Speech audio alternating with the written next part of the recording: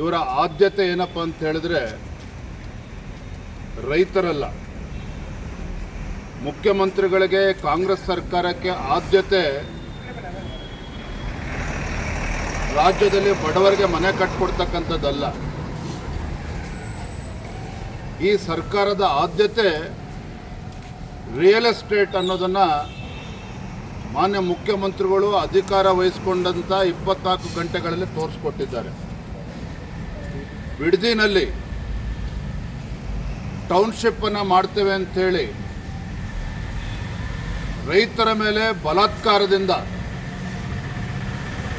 ಅಕ್ರಮವಾಗಿ ಜಮೀನನ್ನು ಕಸಿದುಕೊಳ್ಳೋದಕ್ಕೆ ರಾಜ್ಯ ಸರ್ಕಾರ ಮುಂದಾಗಿದೆ. ಇದನ್ನು ಭಾರತೀಯ ಜನತಾ ಪಾರ್ಟಿ ನಾವು ಖಂಡಿಸ್ತೇವೆ, ವಿರೋಧಿಸ್ತೇವೆ. ರಾಜ್ಯ ಸರ್ಕಾರ ಯಾವತ್ತೂ ಕೂಡ ರೈತರ ನೆರವಿಗೆ ಬರಬೇಕಾಗಿರ್ತಕ್ಕಂಥದ್ದು ಅದರ ಆದ್ಯ ಕರ್ತವ್ಯ ಆಗಬೇಕಾಗಿತ್ತು. ಆದರೆ ದುರಾದೃಷ್ಟ ಅಂತ ಹೇಳಿದ್ರೆ ಮಾನ್ಯ ಮುಖ್ಯಮಂತ್ರಿಗಳಿಗೆ ಬೆಂಗಳೂರಿನ ರಿಯಲ್ ಎಸ್ಟೇಟೇ ಒಂದು ಆದ್ಯತೆ ಆಗಿರ್ತಕ್ಕಂಥದ್ದು. ಹಾಗಾಗಿ ಭಾರತೀಯ ಜನತಾ ಪಾರ್ಟಿ ನಾವು ಮಾನ್ಯ ಮುಖ್ಯಮಂತ್ರಿಗಳಿಗೆ ಒತ್ತಾಯ ಮಾಡ್ತೇನೆ, ಆಗ್ರಹಪಡಿಸ್ತೇನೆ, ಬಂಡತನವನ್ನು ಬಿಟ್ಟು ರೈತರ ಸಮಸ್ಯೆಗಳನ್ನು ಆಲಿಸಬೇಕು. ರೈತರನ್ನು ಒಕ್ಕಲೆಬ್ಬಿಸ್ತಕ್ಕಂಥ ಕೆಲಸವನ್ನು ಕಾಂಗ್ರೆಸ್ ಸರ್ಕಾರ ಮಾಡಬಾರ್ದು.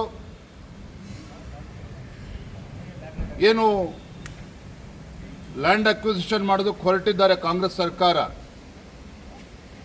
ಅದನ್ನು ತತ್ಕ್ಷಣ ಕೈ ಬಿಡಬೇಕು ಅಂಥೇಳಿ ನಾನು ಈ ಸಂದರ್ಭದಲ್ಲಿ ಆಗ್ರಹವನ್ನು ಪಡಿಸ್ತಾ ಇದ್ದೇನೆ. ಸರ್, ನಿಮಗೆ ಪೋಸ್ಟರ್ ಸ್ವಾಗತ ಮಾಡ್ತಾ ಇದ್ದಾರೆ ಸರ್.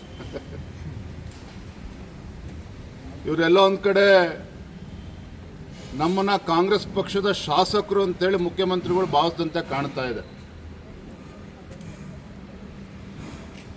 ನನ್ನ ವಿರುದ್ಧ, ಭಾರತೀಯ ಜನತಾ ಪಾರ್ಟಿ ನಾಯಕರುಗಳ ವಿರುದ್ಧ, ವಿಪಕ್ಷ ನಾಯಕರ ವಿರುದ್ಧ ಪೋಸ್ಟರ್ ಆಂದೋಲನ ಶುರು ಮಾಡಿದ್ದಾರೆ. ಬೆದರಿಕೊಳ್ತಕ್ಕಂಥ ಪ್ರಶ್ನೆ ಇಲ್ಲ. ನಿಮ್ಮ ಗೊಡ್ಡು ಬೆದರಿಕೆಗೆ ಹೆದರಿಕೊಳ್ತಕ್ಕಂಥದ್ದಕ್ಕೆ ನಾವೇನು ಕಾಂಗ್ರೆಸ್ಸಿನ ಶಾಸಕರು ಕೂಡ ಅಲ್ಲ. ಈ ನಾಡಿನ ರೈತರ ಪರವಾಗಿ ನಿಲ್ಲಬೇಕಾಗಿರ್ತಕ್ಕಂಥ ಕರ್ತವ್ಯ ನಮ್ಮದಿದೆ. ರೈತರ ಧ್ವನಿಯಾಗಿ ಹೋರಾಟ ಮಾಡಬೇಕಾಗಿರ್ತಕ್ಕಂಥ ಜವಾಬ್ದಾರಿಯೂ ಕೂಡ ವಿರೋಧ ಪಕ್ಷದ ಮೇಲೆ ಇದೆ. ಅದನ್ನು ನಾವು ಮಾಡ್ತಾ ಇದ್ದೇವೆ. ವೃದ್ಧಾಪ್ಯ ವೇತನ, ಪಿಂಚಣಿ ಇದೆಲ್ಲವನ್ನ ಕೂಡ ಬಂದ್ ಮಾಡೋದಕ್ಕೆ 16 ಲಕ್ಷ ಜನ ಇದ್ದಾರೆ. 400 ಕೋಟಿ ರೂಪಾಯಿ ಅದರಿಂದ ಹೊರೆ ಆಗ್ತದೆ ಅಂತ ಹೇಳಿ ಕೈ ಬಿಡುವಂಥ ಪ್ರಕ್ರಿಯೆ ಆಗಿದೆ. ನೋಡಿ, ಅದಕ್ಕಿಂತ ಮುಂಚಿತವಾಗಿ ಮೊನ್ನೆ ದಿನ ಗ್ಯಾರಂಟಿ ಅನುಷ್ಠಾನದ ಉಪಾಧ್ಯಕ್ಷರಾಗಿರತಕ್ಕಂಥ ನಮ್ಮ ಕಾಂಗ್ರೆಸ್ MLC ಅವರ ಹೇಳಿಕೆಯನ್ನು ನಾನು ಗಮನಿಸ್ತಾ ಇದ್ದೆ. 1.5 ಲಕ್ಷಕ್ಕೂ ಹೆಚ್ಚು ಮಹಿಳೆಯರು ಇನ್ಕಮ್ ಟ್ಯಾಕ್ಸ್ ಪೇಯರ್ ಇದ್ದಾರೆ. ಅವ್ರಿಗೆ ಯಾಕೆ ಗೃಹಲಕ್ಷ್ಮಿಯನ್ನು ಕೊಡಬೇಕು? ಅದನ್ನು ಕಟ್ ಮಾಡಿದ್ರೆ ಸುಮಾರು 60-70 ಕೋಟಿ ಸರ್ಕಾರಕ್ಕೆ ಉಳಿತಾಯ ಆಗುತ್ತೆ ಅನ್ನೋ ಮಾತನ್ನು ಹೇಳಿದ್ದಾರೆ. ಬಹುಶಃ ಅವ್ರು ಮರ್ತಿರಬೇಕು. ಮಾನ್ಯ ಮುಖ್ಯಮಂತ್ರಿಗಳಿಗೂ ಕೂಡ ಇವತ್ತು ನೆನಪು ಮಾಡಿಕೊಡೋದಕ್ಕೆ ಇಚ್ಛಪಡ್ತೇನೆ.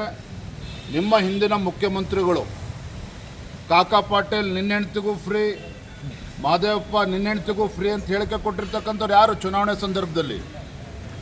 ಈಗ ಇನ್ಕಮ್ ಟ್ಯಾಕ್ಸ್ ಪೇಯರ್ಸು ತೆರಿಗೆ ಕಟ್ತಾ ಇದ್ದಾರೆ. ಇವೆಲ್ಲ ನೆನಪಾಗ್ತಿದೆ ನಿಮಗೆ.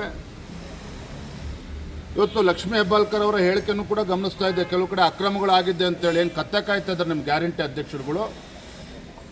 ರಾಜ್ಯ ಮಟ್ಟದಲ್ಲಿ ಗ್ಯಾರಂಟಿ ಅನುಷ್ಠಾನದ ಅಧ್ಯಕ್ಷರು ಮಾಡಿದ್ದೀರಿ, ಉಪಾಧ್ಯಕ್ಷರು ಮಾಡಿದ್ದೀರಿ, ಕ್ಯಾಬಿನೆಟ್ ರ್ಯಾಂಕ್ ಕೊಟ್ಟಿದ್ದೀರಿ, ಪ್ರತಿ ಜಿಲ್ಲೆಗಳಲ್ಲೂ ಕೂಡ ಅಧ್ಯಕ್ಷರನ್ನು ಮಾಡಿದ್ದೀರಿ, ಪ್ರತಿ ವಿಧಾನಸಭಾ ಕ್ಷೇತ್ರದಲ್ಲೂ ಕೂಡ ಗ್ಯಾರಂಟಿ ಅನುಷ್ಠಾನ ಸಮಿತಿ ಅಧ್ಯಕ್ಷರನ್ನು ಮಾಡಿದ್ದೀರಿ. ಏನು ಕತ್ತೆ ಕಾಯ್ತಾ ಇದ್ದಾರೆ ಇವರು? ಸರ್ಕಾರಕ್ಕೆ ಹೊರೆ ಆಗ್ತದೆ ಅಂತೇಳಿ ಇವರು ಕೂತ್ಕೊಂಡು ಏನು ಮಾಡ್ತಾಯಿದ್ರು? ಇವ್ರಿಗೆ ಕಚೇರಿಯನ್ನು ಕೊಟ್ಟಿದ್ದೀರಿ, 100 ಕೋಟಿ ರೂಪಾಯಿ ಸರ್ಕಾರದಿಂದ ಖಜಾನೆಯಿಂದ ಸಂಬಳ ಕೊಡ್ತಾ ಇದ್ದೀರಿ. ಇವತ್ತು ಎಲ್ಲವನ್ನು ಕೂಡ ಪ್ರಶ್ನೆ ಮಾಡ್ತಾ ಇದ್ದೀರಾ ನೀವು. ಇದು ನಿಮ್ಮ ಸರ್ಕಾರದ ವೈಫಲ್ಯ. ಈಗ ನಿಮ್ಮ ಗ್ಯಾರಂಟಿಗಳಿಗೆ ಹಣವನ್ನು ಕ್ರೋಢೀಕರಿಸೋದಕ್ಕೆ ಸಾಧ್ಯ ಆಗದೇ ಒಂದೊಂದೇ ನೆಪ ಒಡ್ಡಿ ಇವತ್ತು ಕತ್ತರಿ ಆಗ್ತಕ್ಕಂಥ ಕೆಲಸಕ್ಕೆ ನೀವೇನು ಇಳಿದಿದ್ದೀರಿ. ಜನ ಚೀಮಾರಿ ಆಗ್ತಾ ಇದ್ದಾರೆ ನಿಮ್ಮ ಸರ್ಕಾರಕ್ಕೆ ಇವತ್ತು ನಿಮ್ಮ ನಡವಳಿಕೆಯಿಂದಾಗಿ. SIR ಅಲ್ಲಿ ಯಾರ್ಯಾರ ಹೆಸರು ಕೈ ಬಿಡುತ್ತಾರೆ ಅವರಿಗೆಲ್ಲ ಗ್ಯಾರಂಟಿ ಸಿಗಲ್ಲ. ಅದಕ್ಕೆ SIR ವಿರುದ್ಧ ಹೋರಾಟ ಮಾಡಬೇಕು ಅಂತ ಕರೆ ಕೊಟ್ಟಿದ್ದಾರೆ. ರಾಜ್ಯ ಸರ್ಕಾರವೇ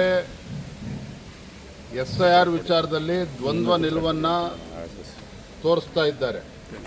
ಅಧಿಕಾರಿಗಳನ್ನು ಎತ್ತು ಕಟ್ಟುವಂಥ ಕೆಲಸ ಸರ್ಕಾರವೇ ಇಳಿದಿರುವಂಥದ್ದು. ನಾನು ನೋಡ್ತಾ ಇದ್ದೆ ಪತ್ರಿಕೆಗಳಲ್ಲಿ BLOಗಳು ಪ್ರತಿಭಟನೆ ಮಾಡ್ತಾರಂತೆ. ಇದಕ್ಕೆ ಯಾರು ಕುಮ್ಮಕ್ಕನ್ನು ನೀಡ್ತಾ ಇರುವಂಥದ್ದು? ರಾಜ್ಯ ಸರ್ಕಾರವೇ. ಇಲ್ಲಿ ವಾಸ್ತವಿಕ ಸತ್ಯ ಏನು ಅಂತ ಹೇಳಿದ್ರೆ, ಇವತ್ತು ನಾನು ರಾಜ್ಯದ ಮುಖ್ಯಮಂತ್ರಿಗಳು ಕೂಡ ಕೇಳೋದಕ್ಕೆ ಇಚ್ಛಪಡ್ತೇನೆ, ಪ್ರಿಯಾಂಕಾ ಖರ್ಗೆ ಅವ್ರಿಗೂ ಕೂಡ ಕೇಳೋದಕ್ಕೆ ಇಚ್ಛಪಡ್ತೇನೆ. ನಿಮ್ಮ ಕಾಂಗ್ರೆಸ್ ಪಕ್ಷದ ಮಹಾನ್ ನಾಯಕರೇನಿದ್ದಾರೆ ರಾಹುಲ್ ಗಾಂಧಿಯವರು ಡ್ಯುಯಲ್ ಸಿಟಿಸನ್ಶಿಪ್ಪನ್ನು ಪಡೆದುಕೊಂಡಿದ್ದಾರೆ. ಇಲ್ಲ ಅಂತೇಳಿ ಬಹಿರಂಗವಾಗಿ ಹೇಳಿ ನೋಡೋಣ.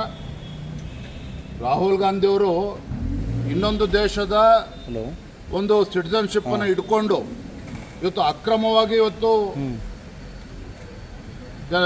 ಸುಳ್ಳು ಮಾಹಿತಿಯನ್ನು ಕೊಟ್ಟಿರ್ತಕ್ಕಂಥದ್ದು. ಇದ್ರ ಬಗ್ಗೆ ಸತ್ಯವನ್ನು ಬೆಳಕು ಚೆಲ್ತುವಂಥ ಕೆಲಸ ಇವತ್ತು ಕಾಂಗ್ರೆಸ್ ಪಕ್ಷದವ್ರು ಮಾಡಬೇಕಾಗ್ತದೆ.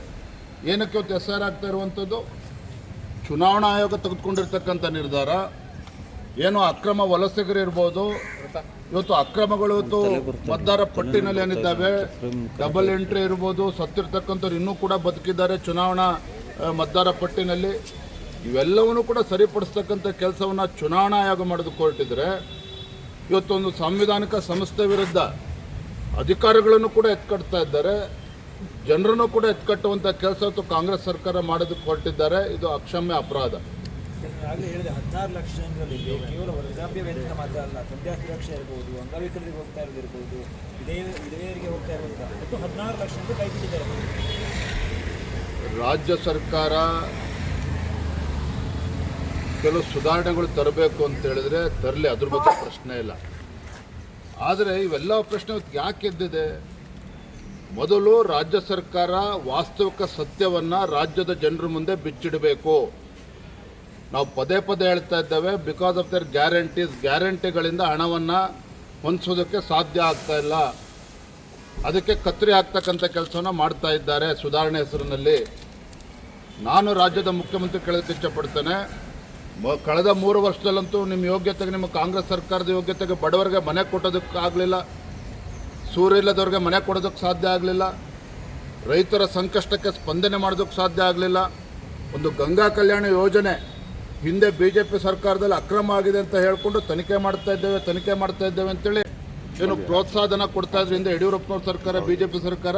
ಅದನ್ನು ಕೂಡ ಅದು ಕೊಡ್ತಾ ಇಲ್ಲ. ಇವತ್ತು ಗ್ರಾಮೀಣ ಭಾಗದ ಬಡವರಿಗೆ ತೊಂದರೆ ಆಗ್ತದೆ. ಇದನ್ನೆಲ್ಲವನ್ನು ಕೂಡ ಮಾಡೋದು ಬಿಟ್ಟು ಅದನ್ನು ಮಾಡಲಿ, ಸುಧಾರಣೆ ಮಾಡ್ತಕ್ಕಂಥ ಕೆಲಸನ ಮಾಡಲಿ. ಆದರೆ ಫಸ್ಟ್ ಅಭಿವೃದ್ಧಿ ಕೆಲಸ ಮಾಡಲಿ, ಬಡವರ ಕಡೆ ಗಮನ ಕೊಡಲಿ, ಇದೆಲ್ಲದ್ರ ಬಗ್ಗೆನೂ ಕೂಡ ಗಮನ ಕೊಡಬೇಕು.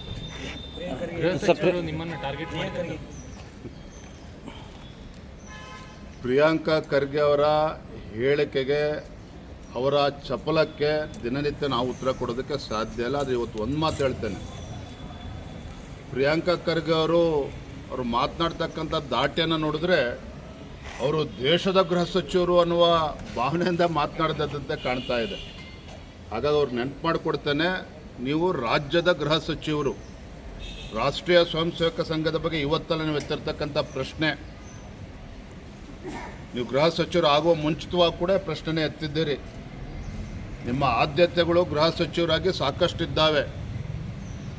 ಇವತ್ತು ರಾಜ್ಯದಲ್ಲೇನು ದೇಶದ್ರೋಹಿಗಳು ಬಂದು ನುಸುಳ್ಕೋರಿದ್ದಾರೆ, ಬಾಂಗ್ಲಾದೇಶರು, ಯಾವ ರೀತಿ ಲವ್ ಜಿಹಾದ್ಗಳಾಗ್ತಾ ಇದ್ದಾವೆ, ಹಿಂದೂಗಳ ಕಾರ್ಯಕರ್ತರ ಹತ್ಯೆ ಆಗ್ತಾ ಇದೆ, ಇದ್ರ ಬಗ್ಗೆ ಫಸ್ಟ್ ಉತ್ತರ ಕೊಡಲಿ, ಅದನ್ನು ಸರಿಪಡಿಸ್ತಕ್ಕಂಥ ಕೆಲಸನ ಮಾಡಲಿ. ಇಷ್ಟು ಮಾತ್ರ ಈ ಸಂದರ್ಭದಲ್ಲಿ ಆಗ್ರಹಪಡಿಸ್ತೇನೆ.